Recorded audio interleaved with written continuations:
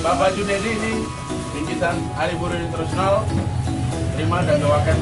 Jangan lihat dari nilainya, lihat dari kebersamaan Pak ya. Sukses.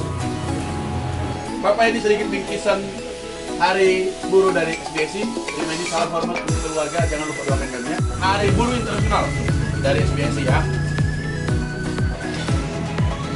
Oke, terima kasih Bapak Ibu.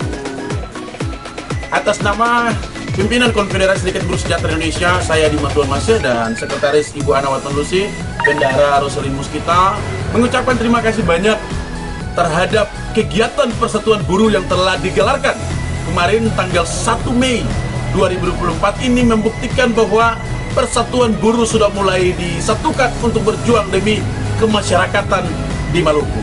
Saya pada kesempatan ini juga mengucapkan terima kasih banyak kepada mitra pemerintah daerah dan juga Polda Maluku dan juga BPJS Tenaga Kerja, BPJS Kesehatan yang dimana telah membantu melancarkan kegiatan May Day di Maluku, dan saya sebagai pimpinan sangat mengapresiasi kegiatan yang luar biasa ini. Sekiranya ke depan kemitraan ini tetap dijaga dengan satu tujuan, untuk kemaslahatan masyarakat Maluku. Demikian dari saya. Sekali lagi atas nama pimpinan Serikat Buruh Sejahtera Indonesia Provinsi Maluku, saya ucapkan selamat Hari Buruh Internasional. Happy May Day. Hidup buruh.